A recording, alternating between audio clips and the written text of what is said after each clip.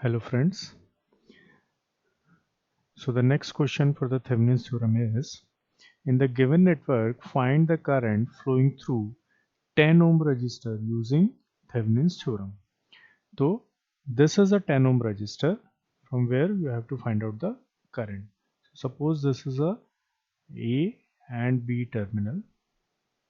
Now this is our load resistance. So the first step is to find RTH. Now, to find RTH, the first thing is remove the load resistance and replace the sources with their internal resistances. So, this 12 ohm resistor, this is a 4 ohm resistor. Yes, it is rahega. There is no change. This 12 ohm resistor, there is no change. यहाँ पर एक source लगा हुआ है. यहाँ पर क्या होगा? अब इस सोर्स को हमें रिप्लेस करना होता है किससे? इंटरनल रेजिस्टेंस से. तो इसका इंटरनल रेजिस्टेंस नहीं दिया गया है और ये वोल्टेज सोर्स है, तो किससे रिप्लेस होगा? शॉर्ट सर्किट से. ठीक. This is our terminal A because we remove the load resistance. Now we have to find out the RTH between these two terminals. ठीक है. टू फाइंड आरटीएच हमें कहां से स्टार्ट करना होगा सॉल्व करना? यहां से, फार एंड से. अब जब हम यहां से देख रहे हैं तो हमें क्या दिखाई दे रहा है? ये और ये एक 12 ओम क्या सीरीज में है क्या? या ये दोनों सीरीज में है? यहां से जो करंट यदि आ रहा है तो वो करंट यहां भी जा रहा है, यहां भी जा रहा है. सिमिलरली अगर यहां से आ रहा है तो यहां भी जा रहा है, यहां. तो इसलिए ये क्या होगा? ये दोनों या तीनों सीरीज में नहीं होंगे. लेकिन हम देखें यदि, तो मैं यदि इसको बोलूं x और y, तो इस 12 ओम का एक एंड x पर कनेक्टेड है, तो इस 12 ओम का भी एक x पर है और दूसरा एंड दोनों का y पर कनेक्टेड है. तो ये दोनों क्या हो गए? पैरेलल में हो गए. ठीक है. और पैरेलल में होने के बाद यदि आप चाहें तो एक और नेटवर्क ड्रॉ करके देख सकते हैं. यदि इन दोनों को पैरेलली सॉल्व कर दिया जाए और इस 4 ओम रजिस्टर को ऐसे ही रखा जाए, तो ये A होगा और ये क्या होगा? B होगा. तो क्या दिखाई दे रहा है अब हमें? 12 और 12 को जो सॉल्व करने के बाद जो वैल्यू आएगी वो क्या होगी? इसके साथ सीरीज में होगी. तो suppose this is a R dash. तो क्या हो गया हमारा? R T H, R T H is equal to, R T H is equal to R dash plus 4. What is R dash? 12 into 12 divided by 12 plus 12 plus 4. So this RTH will be equal to 6 plus 4, that is 10 ohm. ठीक है. Now the next step is to find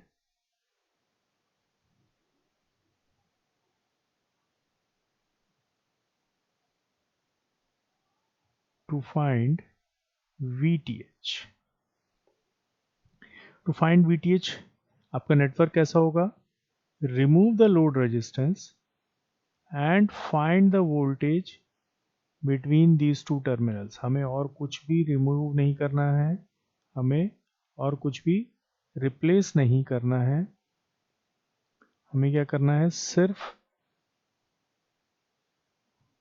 load resistance को remove करना है और इन दो terminals के बीच में हमें VTH कैलकुलेट करना है. तो ये हमारा कितना है? 20 वोल्ट. ये 12, ये 12, ये 4. ठीक है. तो क्या हो जाएगा आपका? यदि मैं इसमें KVL अप्लाई कर दूं, ठीक, इसमें, and suppose I1 is the current flowing through this. हमें किस लिए करना है? क्योंकि हमें इस रेजिस्टेंस से करंट निकालना है. क्योंकि जो वोल्टेज, अब यहां पर करंट फ्लो नहीं हो रहा है तो कोई ड्रॉप नहीं होगा, तो इसलिए जो ड्रॉप इस रेजिस्टेंस के अक्रॉस होगा वो ही क्या होगा, हमारा VTH होगा। ठीक है, तो ये VTH के लिए क्या करेंगे, अब हम I1 निकालेंगे। So what is I1? I1 is 20। देखिए केवीएल इक्वेशन लिखने के लिए उसमें मैंने आपको बताया था ना कि जब हम माइनस से प्लस जा रहे हैं तो क्या हो जाएगा, प्लस हो जाएगा। This is the direction of current we assume and this is the direction of current we move because this is a clockwise direction. तो 20 minus 12 I1 minus 12 I1 is equal to 0। ठीक, तो यहां से हमें क्या मिल जाएगा, I1 is equal to I1 is equal to 0.84 ampere. तो VTH कितना हो जाएगा, your VTH is equal to 0.84 into 12। कितना आ रहा है, so what we are getting is VTH is equal to 10.08 volt. ठीक है, तो अब हमारा थेवेनिन इक्विवेलेंट नेटवर्क कैसा हो गया, we have a RTH,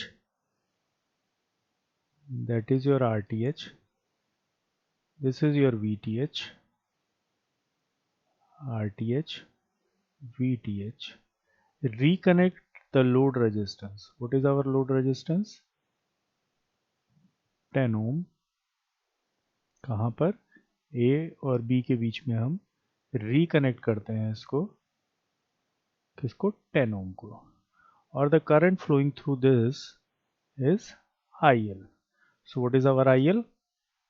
IL is equal to VTH 10.08 divided by RTH is 10 plus 10.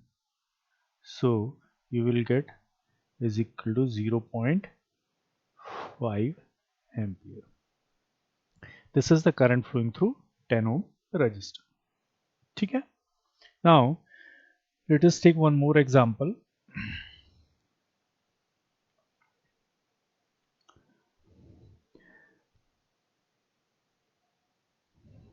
In the given circuit, apply Thevenin's theorem to find the Thevenin equivalent at A and B. These are the two nodes from where we have to draw the Thevenin equivalent. अब यहाँ पर load resistance नहीं दिया गया, तो क्या हमें load resistance की जरूरत है, नहीं है जरूरत। क्यों, क्योंकि आपसे क्या बोला जा रहा है, थेवेनिन इक्विवेलेंट ड्रॉ करना है। थेवेनिन इक्विवेलेंट क्या होता है, लोड रेजिस्टेंस रिमूव करने के बाद जो टर्मिनल्स बचते हैं उन दो टर्मिनल्स के अक्रॉस आपको थेवेनिन इक्विवेलेंट ड्रॉ करना होता है। और जब हम लोग RTH और VTH निकाल रहे होते हैं तब भी हमें क्या करना होता है, लोड रेजिस्टेंस को रिमूव कर देते हैं। तो वो तो ऑलरेडी रिमूव्ड है तो हमें वो करने की जरूरत नहीं है। सो टू फाइंड RTH, अब आपका नेटवर्क क्या होगा, यहाँ पर क्या लगा हुआ है, एक वोल्टेज सोर्स लगा हुआ है जिसका इंटरनल रेजिस्टेंस, दो वोल्टेज सोर्स लगे हुए सॉरी, जिनके इंटरनल रेजिस्टेंस नहीं दिए गए हैं। ठीक है, तो उनको क्या कर देंगे, शॉर्ट सर्किट कर देंगे। ये हमने शॉर्ट सर्किट कर दिया और ये हमारा हुआ A और ये हमारा हुआ B। ये शॉर्ट सर्किट है, ये भी शॉर्ट सर्किट है। बचा क्या हमारे पास, 15 ओम रजिस्टर और 10 ओम रजिस्टर। ठीक है, तो ये दोनों कैसे दिखाई दे रहे हैं हमें, 15 और 10। हमें यहां पर RTH चाहिए तो हमें सॉल्व कहां से करना है, यहां से। जब यहां से सॉल्व करना है तो हम देख रहे हैं कि यहाँ पे X और Y के बीच में ये दोनों पैरेलली कनेक्टेड है। तो व्हाट इज आवर RTH, और RTH is equal to 15 into 10 divided by 15 plus 10, तो हमें कितना मिल गया 6 ओम रजिस्टर। सेकेंड,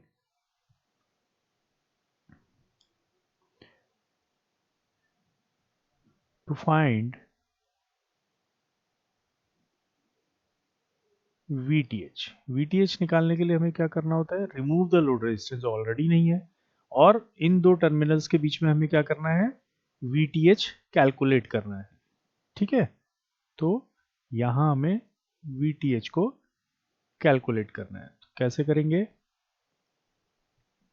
मतलब ये नेटवर्क हो गया। मैंने बताया था कि जब भी आपको VTH कैलकुलेट करना है, ड्रॉ दैट लूप जिसमें से यदि आपको कंफ्यूजन है तो, और यदि कंफ्यूजन नहीं है देन इट्स वेरी गुड। तो ये हमारा वो छोटा लूप हुआ जहाँ से हमें VTH चाहिए। ठीक है, तो यदि ये VTH चाहिए हमें, तो ये 10 वोल्ट है, इसमें से करंट निकालना है।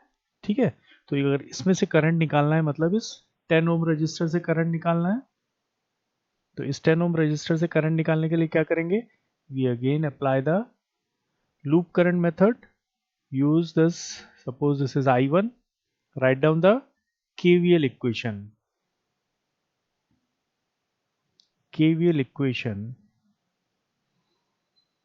क्या हो जाएगी, this is the direction we assume and this is the direction we move, तो इससे clockwise direction, तो हम कहाँ जा रहे हैं, माइनस से प्लस जा रहे हैं, तो इससे 40,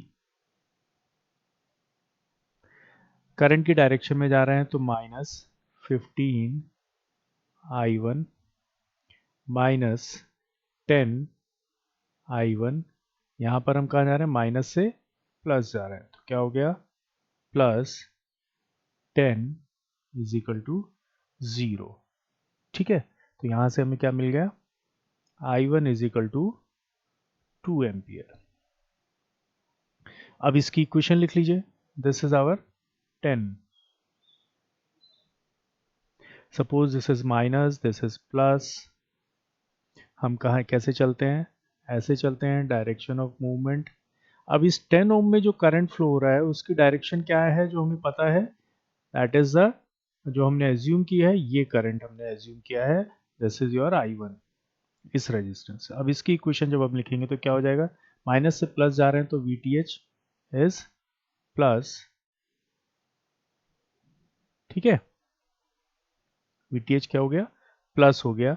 यहां पर हम प्लस से माइनस जा रहे हैं तो क्या हो गया, -10, इसमें हम इधर जा रहे हैं, करंट नीचे आ रहा है तो हम करंट की ऑपोजिट डायरेक्शन में जा रहे हैं, तो क्या हो जाएगा, +10 I1 is equal to 0. Put the value of I1.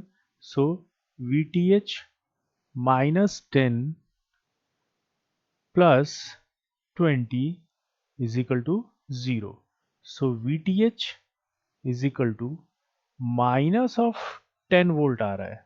ठीक है, तो हम क्या लिखेंगे, इसको प्लस लिखेंगे, हम VTH हमेशा प्लस लिखेंगे। अब आप बोलेंगे कि माइनस आ रहा है फिर प्लस क्यों लिखेंगे, because this is the sign we assume कि दिस माइनस एंड ये प्लस है, हमने एज्यूम किया है।